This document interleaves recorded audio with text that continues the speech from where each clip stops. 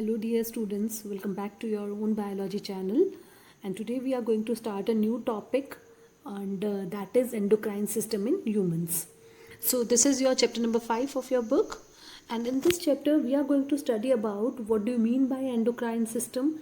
Okay, what are the different types of glands, what is the difference between the types of glands, what are the different important endocrine glands present in our body, what are the location and function of all these endocrine glands, what do you mean by adolescence, and what are the different changes which will occur in the body during adolescence, and what is the importance of personal hygiene. So let's start one by one. So starting with the introduction of endocrine system. So why we have an endocrine system? So you know very well that in our body all cells, tissues and organs, they all are working in a very coordinated manner. Okay, and for that coordination in our body we are having one system. That system is called as nervous system. You have studied about in your previous class. Okay, so but here you need to understand that for this control and coordination in our body we are having two regulatory systems. First is that nervous system, but in addition to that, we also have a endocrine system, and these two will work together to proper control and coordinate our body. For example, when we are doing breathing, movements, and any senses that we have already studied in the 7th standard, कि अगर कोई touch senses होता है तो उसके against में कोई reaction होती है, so those all reactions are controlled by our nervous system.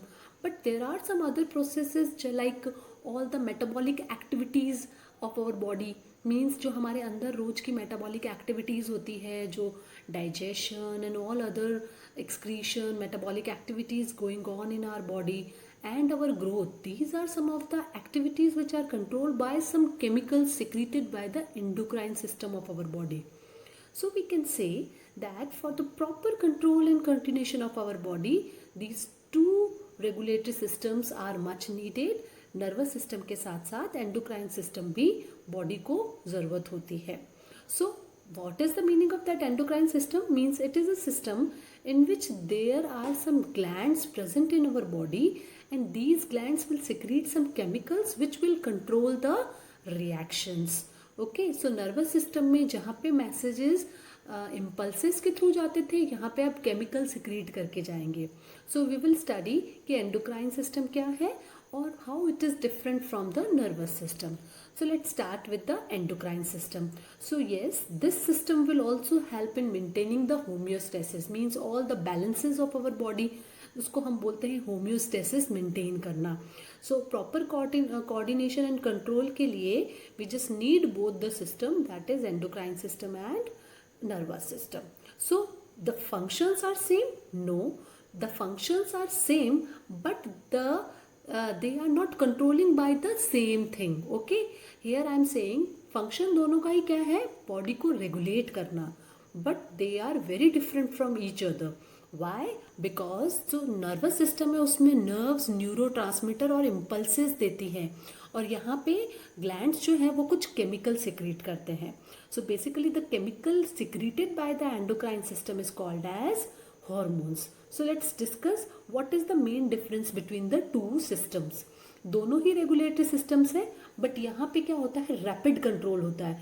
यानी अगर आपको कोई इंस्टेंट एक्शन लेना है बॉडी को, then that time the nervous system will act, it will rapidly control.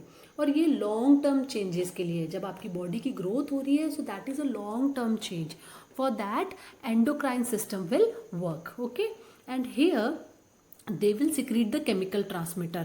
You will study in your 10th standard that even in the nervous system also some chemicals will be secreted, but here you need to understand only one thing कि यहाँ पे nervous system में neurotransmitters impulse send करते हैं, और यहाँ पे एक chemical secrete होता है जिसको हम बोलते हैं hormones. Okay, so they will travel short distances, means यहाँ पे जो action होता है वो बहुत जल्दी हो जाता है और बहुत ही छोटा डिस्टेंस ट्रेवल करते हैं, और यहाँ जो रिजल्ट होंगे वो बहुत ही जल्दी मिलेंगे. Quick and brief results will be shown. Okay, but here the hormones are for the long term effects and long lasting results.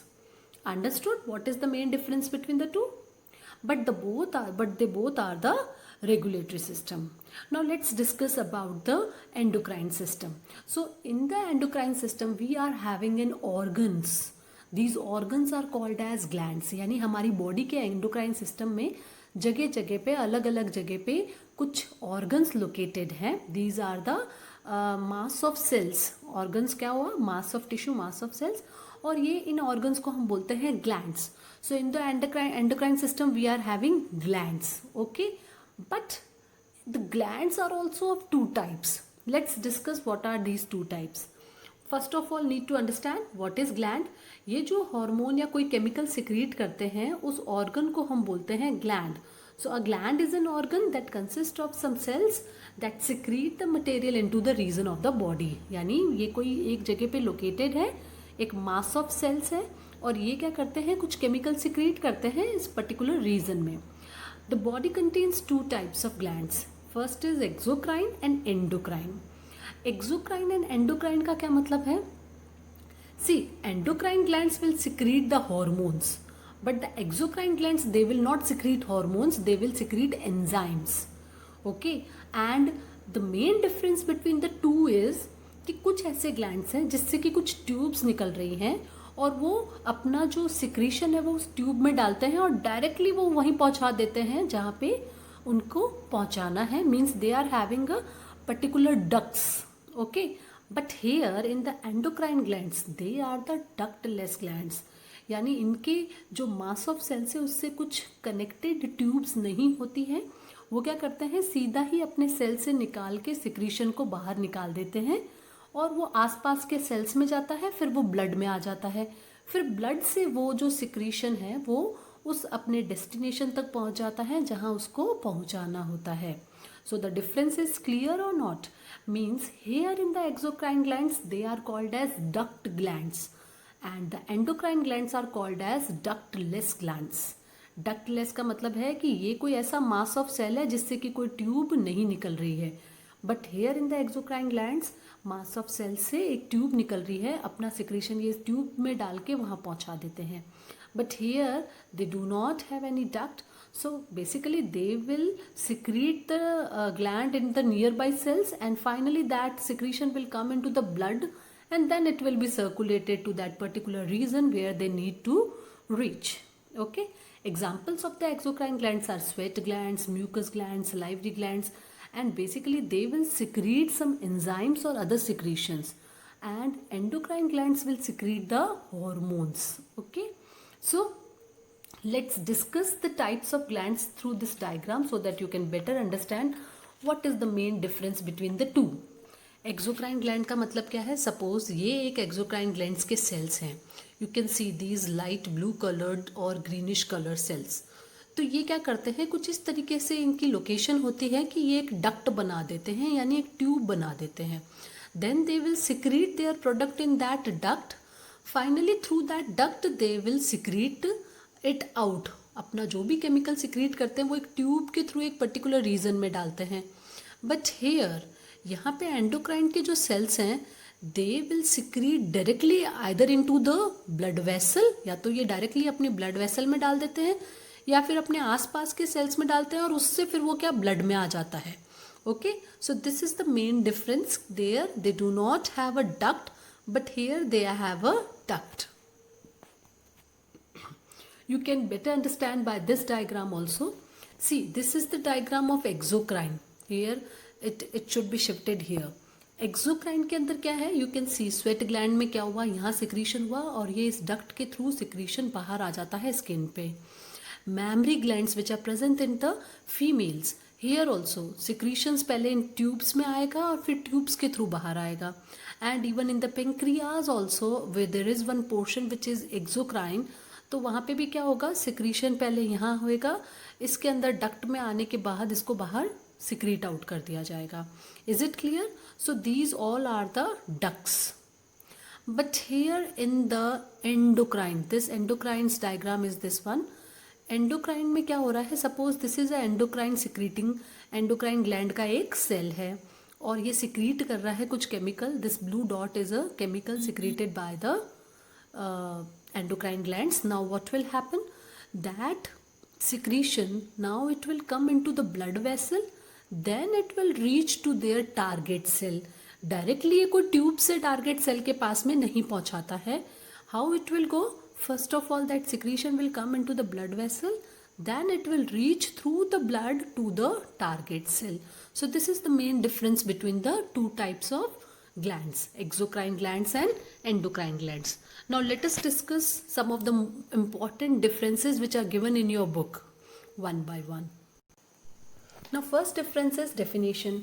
Endocrine क्या है? These are the specialized glands which will release their secretion directly into the cells or into the surrounding tissues और into the blood vessels. Okay, so यहाँ पे कोई duct नहीं है और target cell पे ये डक्ट के थ्रू अपना सिक्रीशन नहीं पहुँचाते हैं. ये अपने आसपास के सेल्स में पोर कर देते हैं, फिर धीरे धीरे वो ब्लड वेसल्स में आके अपने टारगेट सेल तक पहुँचता है. बट हियर एक्सोक्राइन ग्लैंड्स में क्या है? These are the glands which release their secretion into ducts to the target organ. Clear? Now here they do not have ducts, they have ducts. They will secrete hormones. इनका जो secretion है, endocrine के secretion को हम बोलते हैं hormone and exocrine के secretion को हम बोलते हैं enzymes. Response time it is slower. Okay, यहाँ पे क्या है कि ये एक लॉन्ग टर्म इफेक्ट के लिए होता है. So their response is also slower and it has to be carried by the blood. Here the response will be fast because ये अपनी डक्स के through secretion directly target cell तक पहुंचा देते हैं. सो इनको अभी वेट करने की ज़रूरत नहीं है कि कभी ब्लड वेसल इसको लेके जाएगी और टारगेट सेल तक पहुंचाएगी. Here the response time will be fast because the secretion is directly will go through the duct to the target organ. And here duration of action fine. Basically hormones जो होते हैं वो long term effect के लिए होते हैं, हमारी growth के लिए होते हैं. ओके, सो मेटाबॉलिज्म में भी जो काम में आते हैं that is for the long term effect. So they will control the long term activity. ये है short term. For example enzymes are use for the digestion. Food खाया, डाइजेस्ट हुआ, so for that we just need enzymes which will be secreted by some of the exocrine glands. So some of the example of endocrine glands are pituitary, thyroid, adrenal gland, pancreas, and exocrine glands example are salivary gland, gastric glands, and sweat glands. Now let's discuss some of the important endocrine glands present in our body. See, in our body at various places we are having important endocrine glands. Okay, so starting from the top of the body, pituitary gland is present in the brain. In addition to pituitary gland, some other glands are also present, but that you will study in your higher section. अभी हमें क्या पढ़ना है? Pituitary gland, which is located in the brain region. Then in thoracic region also you have thyroid and parathyroid gland. Okay, thymus is also there. That also you will study in your higher section. Then you will study about pancreas in your abdominal region, adrenal gland also in your abdominal regions over kidney. Okay, and some of the gonads. Gonads means sexual जो organs है उसके अंदर भी कुछ glands हैं that will secrete some hormones which will control your secondary sexual characteristics features and your sexual characteristic features. Okay, so one by one we will study about all those important endocrine glands. So in this book we will discuss only those glands which are given in your syllabus. First one is pituitary gland. So what is the location? Pituitary gland is a very small gland which is pea-shaped, means मटर के दाने जितना सा होता है, and it is located below the hypothalamus region of the brain. Brain में एक region है हाइपोथैलेमस और उसके नीचे है pituitary gland. Okay, so basically it is located in the brain region below the hypothalamus. Okay, location is clear. Now that pituitary gland, इसका main काम क्या है? That it will secrete the growth hormone जो कि हमारी body की overall growth को control करती है. सो अगर ग्रोथ को कंट्रोल करती है it means it is understood that if it is under secreted, यानी अगर ये कम सिक्रीट हुआ then the person will be dwarf और we can say the disease is called as dwarfism. Okay, so you can see here this is a height of a normal person. If a normal amount of pituitary glands growth hormone will be secreted, then the growth will be normal. Okay, and now if it is under secreted यानी कम secrete हुआ है then it will leads to dwarfism. Okay, height कम रह जाएगी, overall जो growth है वो कम रह जाएगी. And if it is it leads to the over secretion यानी ओवर सिक्रीटेड हो गया है, then it is called as gigantism. Okay, उसमें क्या होगा, बॉडी जो है वो बहुत ज़्यादा लंबी और जो ग्रोथ है वो बहुत ज़्यादा हो जाएगी। So basically it will secrete the growth hormone which will control the overall growth of our body. And in addition to that, this pituitary gland is also called as master gland. Why it is called as master gland? Because it will control the function of all other glands. Let's see by this diagram. This diagram is not given in your book, so such kind of diagram will not come. I have added this diagram only to make you understand better. Suppose this is that P-shaped pituitary gland. So हमारी body में बाकी जितने भी glands हैं अलग अलग जगह पे, ये ग्लैंड्स जो हैं वो कितना सिक्रीशन करे और कब सिक्रीशन करे, ये सब कंट्रोल कौन करता है, pituitary gland. Okay, so pituitary gland क्या करता है, it will control the secretion of all other glands of our body. That's why this gland is called as master glands. बाकी जितने भी आपकी बॉडी के अंदर एंडोक्राइन ग्लैंड्स हैं वो तभी सिक्रीट करते हैं जब पिट्यूटरी ग्लैंड्स अपना सिक्रीशन उन तक पहुंचाती है। मीन्स पिट्यूटरी ग्लैंड के ऑर्डर पे ही ये सारे ग्लैंड्स अपना सिक्रीशन करते हैं। That's why the pituitary gland is the main gland and it is called as master gland. Understood? Now come to the second gland called as thyroid gland. It is a large endocrine gland and it is present in the neck region. You can see it is present in the neck region. Okay, here the pinkish color gland is called as, pinkish color is of thyroid gland. Okay, so it is located in the neck region in front of our windpipe. Okay, हमारा जो trachea है, windpipe है, उसके front में यहाँ पे हमारा thyroid gland होता है। Is it clear? और इस थायराइड ग्लैंड में you can see that it is having two lateral lobes which are connected to each other by a isthmus. You can better see the structure of thyroid gland in this diagram. So this is the windpipe, this is our voice box called as larynx, और larynx के बाद में यहाँ पे trachea है ये। So trachea के means in the front of that windpipe और trachea, this is butterfly shape का ये क्या है, thyroid gland है। इसमें दो lobes होती है, two lateral lobes are there which are connected to each other by a muscular narrow mass tissue called as isthmus. Okay, इन दोनों के बीच के कनेक्शन को हम क्या बोलते हैं, isthmus. So there are two lobes, one is left lobe, second one is the right lobe. Okay, is it clear? Location is clear to everyone, structure is also clear. Now let us discuss what is the main function. Thyroid gland will secrete two basic hormones called as thyroxine hormone and calcitonin. Here students, you need to understand the you need to learn that location also and even the secretion, क्या hormone secrete करता है और उनका function क्या है, ये सब आपको लर्न होना चाहिए। सो थायराइड ग्लैंड का बेसिक सिक्रीशन क्या है, they will secrete the hormone called as thyroxine and calcitonin. So let's discuss कि थायरोक्सिन क्या करता है। Thyroxine will control the speed of cellular metabolism. Now what is the meaning of that cellular metabolism? Suppose जब हमारी body, जब हम respiration करते हैं तो हम ऑक्सीजन अंदर लेते हैं, वो ऑक्सीजन क्या करती है, हमारे खाए हुए खाने को, फूड को तोड़ के उससे एनर्जी प्रोड्यूस करती है। सो सेल्यूलर मेटाबॉलिज्म यानी अंदर की जो सेल की रिएक्शंस हैं उसको हम बोलते हैं सेल्यूलर मेटाबॉलिज्म। बॉडी के अंदर के जो सेल्स हैं उनकी जो रिएक्शंस हो रही है उसको हम बोलते हैं सेल्यूलर मेटाबॉलिज्म। तो सेल्स कितनी ऑक्सीजन कंज्यूम करे, कितनी एनर्जी प्रोड्यूस करे, ये कंट्रोल करता है thyroxine hormone. Okay, so we can say it will regulate the amount of energy produced by our body by consuming the oxygen. Clear? यानी अगर बॉडी में थायरोक्सिन ज़्यादा है तो एनर्जी ज़्यादा प्रोड्यूस होगी, ऑक्सीजन ज़्यादा कंज्यूम होगी, और अगर अगर थायरोक्सिन कम प्रोड्यूस हो रहा है तो उस पर्सन में एनर्जी कम होगी, बिकॉज उसकी बॉडी उतनी ऑक्सीजन कंज्यूम ही नहीं कर पाएगी और उतना ज़्यादा फूड को ब्रेक डाउन करके एनर्जी प्रोड्यूस नहीं कर पाएगी। And in addition to that it will also regulate the body temperature by producing energy. अगर एनर्जी ज़्यादा प्रोड्यूस होती है तो हमारा टेम्परेचर भी बढ़ता है और हमारी बॉडी का टेम्परेचर रेगुलेट होता है। Is it clear? और ये जो हार्मोन प्रोड्यूस करता है थायरोक्सिन, ये जो ग्लैंड प्रोड्यूस करता है थायरोक्सिन हार्मोन, उस थायरोक्सिन हार्मोन को बनाने के लिए thyroid gland needs iodine. Thyroid gland needs iodine. Iodine is an element which is required by the thyroid gland. That mineral is required by the thyroid gland for the production of thyroxine. So अगर body के अंदर iodine की कमी हो जाती है, because iodine is necessary for the production, so if there is a deficiency of iodine in our body, then it will leads to under secretion of thyroxine hormone. Okay, and then it will cause a disease called as hypothyroidism.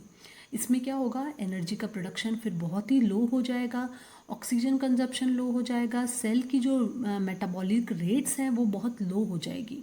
So cellular metabolic rates अगर लो हो गई है, so person it will make a person very sleepy, sluggish, उसको थकावट लगेगी, वो बहुत ही थका थका सा रहेगा क्योंकि उसमें एनर्जी की कमी होगी. और अब एनर्जी की कमी होगी तब और क्या होगा कि जो खाना वो खा रहा है उसको तोड़ा नहीं जा रहा है प्रॉपरली और उससे एनर्जी प्रोडक्शन नहीं हो पा रहा है. Then it will also leads to weight gain, because खाना तो वो खा रहा है बट उसको तोड़ के एनर्जी का प्रोडक्शन नहीं हो रहा है. then it will leads to accumulation of that fat and carbohydrate in our body, so it will leads to weight gain. So such kind of condition will come when there will be a deficiency of iodine, and then it will be said hypothyroidism. Hypo means less, hyper means over. So under secretion condition को हम बोलते हैं hypothyroidism. और अगर बहुत ज़्यादा कमी हो जाए आयोडीन की, देन ये जो थायराइड ग्लैंड है ये क्या हो जाता है, स्वेल हो जाता है. और नेक रीजन में अब क्या हो जाएगा, बहुत ज़्यादा स्वेलिंग आ जाएगी. And that swelling in the thyroid gland is called as goiter condition. उस कंडीशन को, उस डिजीज़ को हम क्या बोलते हैं, गॉइटर. सो गॉइटर में क्या होता है, थायराइड ग्लैंड से थायरॉक्सिन प्रोड्यूस तो हो नहीं पाता है आयोडीन की कमी की वजह से, तो यहाँ पे क्या होगा, स्वेलिंग आ जाएगी और अब गले के अंदर बहुत बड़ी सी सूजन जो आ जाती है, उस कंडीशन को हम बोलते हैं गॉइटर. क्लियर है. Now next is hyperthyroidism. In some cases body will start over producing the thyroxine hormone. So अब क्या होगा, सेल्यूलर रेस्पिरेशन, सेल्यूलर मेटाबॉलिज्म की जो स्पीड है वो बहुत ज़्यादा बढ़ जाएगी. And then it will lead to weight loss, because body में जो खाना खा रहा है उसको फटाफट एनर्जी में प्रोड्यूस कर दिया जा रहा है, तो बिल्कुल भी फैट एक्यूमुलेशन नहीं हो पाएगा, कार्बोहाइड्रेट एक्यूमुलेशन नहीं हो पाएगा. So it will leads to weight loss. तो जिनको हाइपरथायरॉयडिज्म होता है उनकी बॉडी बहुत ही पतली होती है, वो थोड़े से एनर्जेटिक तो होते हैं but they are very thin. Okay. And in addition to that thyroxine hormone, thyroid gland will also produce calcitonin, which will help to control the level of calcium in our body. Okay, जो हमारे body के calcium के level को maintain करता है. Now come to the next third gland called as parathyroid gland. So the word parathyroid means it is somewhat related to thyroid also. Yes, because जो thyroid gland है ये इसका front view है और इसी के ही बैक व्यू में, means on to the posterior side of the thyroid gland we have 4 parathyroid gland. You can see 4 numbers, 2 on this left lobe and 2 on this right lobe. Okay, so basically they are 4 in number and located behind on the posterior side of the thyroid gland. और इनका जो hormone secrete होता है उसको हम बोलते हैं parathormone. उसका मेन फंक्शन क्या है, it will regulate the calcium and phosphorus metabolism in our body. Clear? So we have discussed today 3 main glands of the endocrine system. That is, now in this diagram also it is very clear, these are the parathyroid glands onto the dorsal surface of the thyroid gland. Okay, so we have discussed the 3 main glands, that is pituitary gland, thyroid gland and parathyroid gland. Rest of the other glands we will discuss in our next video. So just go through the chapter and ask me if you have any doubt up to this. Thank you so much.